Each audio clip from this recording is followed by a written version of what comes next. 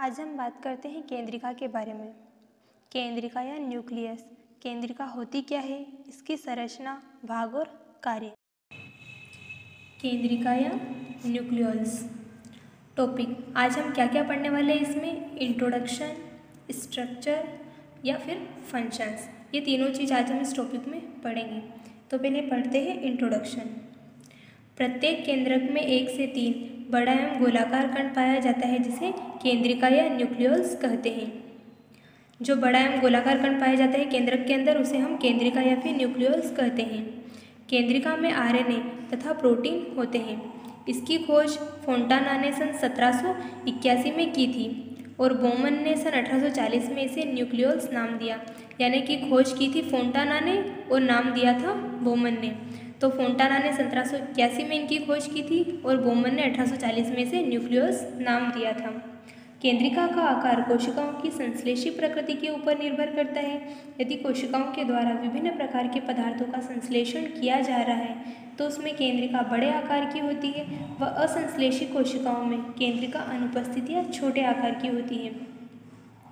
प्रायः एक केंद्रक में केवल एक ही केंद्रिका होती है, लेकिन कई सारे केंद्रक ऐसे भी होते हैं जिनमें एक से अधिक केंद्रिकाएं होती हैं। जैसे प्याज में एक से अधिक केंद्रिका होती है। केंद्रिका की संख्या का संबंध क्रोमोसोम की संख्या से होता है। प्रोटीन संश्लेषण करने वाली कोशिकाओं में केंद्रिका का आकार बड़ा होता है।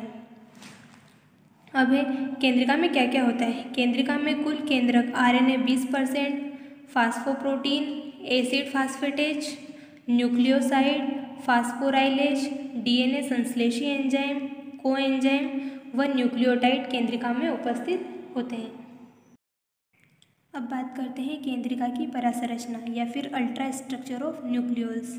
डी रॉबर्टिच एवं सहयोगियों ने 1971 में बताया कि प्रत्येक केंद्रिका 4 भागों से मिलकर बनी होती है। केंद्रिका जो होती है वो 4 भागों से मिलकर बनी होती है, जिसमें से पहला है क्रोमेटिन भाग या फिर क्रोमेटिन जोन। यहाँ क्रोमेटिन के तंतुओं से निर्मित भाग होता है जिसमें डीएनए पाया जाता है। केंद्रिका में क्रोमेटिन 2 रूपों में पाया जाता है। पहला है पेरी न्यूक्लियर क्रोमेटिन, ये वाला भाग, और दूसरा है इंट्रा न्यूक्लियर क्रोमेटिन। ये वाला जो ये रचना दिखाई दे रही है इसे हम क्रोमेटिन जोन बोलते हैं या फिर क्रोमेटिन भाग, ये वाली।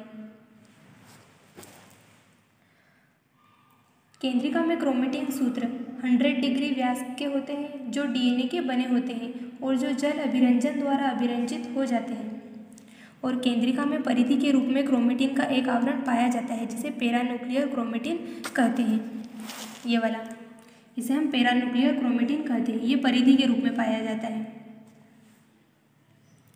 पैरान्यूक्लियर क्रोमेटिन में कुछ उभार के समान ट्रेबेकुली निकले रहते हैं जिन्हें इंट्रान्यूक्लियर क्रोमेटिन कहते हैं। ये जो उभार के समान दिखाई दे रहा है इसे हम इंट्रान्यूक्लियर क्रोमेटिन कहते हैं। अब दूसरा है दानेदार भाग या ग्रेनुलर जोन। यहाँ राइबोन्यूक्लियोप्रोटीन के बने हुए कण होते हैं। डायग्राम में देखते हैं। ये जो अपने को कण दिखाई दे रहे हैं जो गहरे काले रंग के हैं, डॉट्स के रूप में होते हैं, इन्हें केंद्रिका या ग्रेनुलर जोन कहते हैं। ये दिखाई दे रही है, इन्हें केंद्रिका या ग्रेनुलर जोन कहते हैं। ये डॉट्स,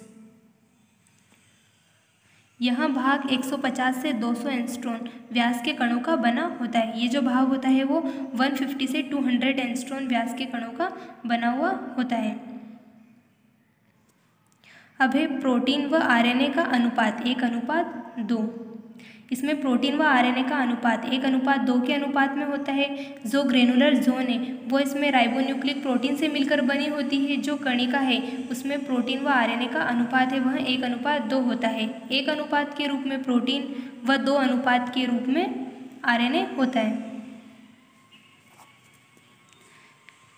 ये कण रेशेदार भाग के टूटने से बनते हैं। यह भाग भी राइबोन्यूक्लियोप्रोटीन का बना होता है। ये जो कण होते हैं ये रेशेदार भाग के टूटने से बनते हैं। अतः इन सभी कणिकाओं को राइबोसोम का उर्वरती माना जाता है। अतः इन्हें राइबोन्यूक्लियोसाइड राइबोसोम भी कहते हैं।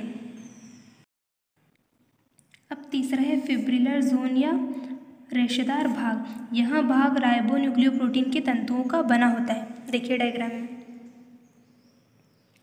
ये जो हमें तंतु के रूप में दिखाई दे रहे हैं इन्हें फिब्रिलर जोन या तंतुमय जोन कहते हैं। ये वाली रचनाएं देख रहे हैं, इसे फिब्रिलर जोन या फिब्रिलर पोर्शन भी कहते हैं। इसे न्यूक्लियोलेमा भी कहते हैं। प्रत्येक तंतु की लंबाई 50 से 80 एंगस्ट्रॉम तक होती है। ये जो अपने को तंतु दिखाई दे रहे हैं इनकी लंबाई 50 से 80 एंगस्ट्रॉम की होती है। कितनी होती है? 50 से 80 एंगस्ट्रॉम इनकी लंबाई होती है। अब चौथा है प्रोटीन जोन या प्रोटीन भाग। इसे मैट्रिक्स भी कहा जाता है। अभी तक हमने देखा क्रोमेटिन जोन, ग्रेनुलर पोर्शन या फिब्रिलर पोर्शन, ये सभी जिसमें उपस्थित होते हैं उसे मैट्रिक्स कहते हैं या प्रोटीन जोन कहते हैं। ये छोटी छोटी बूंदों के रूप में, ये दिखाई दे रही है आपको, ये छोटी छोटी बूंदों के रूप में जो दिखाई दे रहे हैं उसे मैट्रिक्स के रूप में जाना जाता है। इसके अंदर क्रोमेटिन जोन, ग्रेनुलर पोर्शन और फिब्रिलर पोर्शन उपस्थित होते हैं। यह प्रोटीन का बना होता है तथा यह केंद्रिका के तरल भाग को सूचित करता है जिसमें केंद्रिका के अन्य भाग स्थित होते हैं। अब बात करते हैं केंद्रिका के कार्य के बारे में या फंक्शंस ऑफ न्यूक्लियोल्स। पहला, यह आरएनए का संग्रहण तथा राइबोसोम का निर्माण करता है।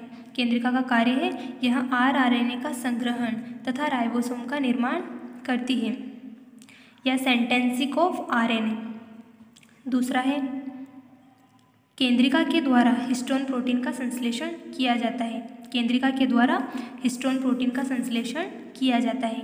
अब तीसरा है, केंद्रक की क्रियाशीलता को बनाए रखने हेतु आवश्यक ऊर्जा प्रदान करता है। केंद्रक की क्रियाशीलता को बनाए रखने हेतु आवश्यक ऊर्जा प्रदान करती है। अब चौथा है, यह समसूत्री कोशिका विभाजन में मुख्य भूमिका निभाता है। यदि कोशिका विभाजन से पहले केंद्रक को नष्ट कर दिया जाए तो वह कोशिका विभाजित नहीं होगी। अगर पहले उसे नष्ट कर दिया जाए तो कोशिका विभाजित ही नहीं होगी। अब पांचवा है, न्यूक्लियोलस एक पीढ़ी से दूसरी पीढ़ी में आनुवांशिक सूचनाओं को भेजने में मध्यस्थ का कार्य करता है। यह आनुवांशिक सूचनाओं को भेजने का कार्य करता है। आज हमने बात की केंद्रिका की संरचना, परिभाषा और कार्य। मैं ये नहीं कहूँगी कि आप वीडियो को लाइक या सब्सक्राइब करो, अगर आपको पसंद आए तो ही करना।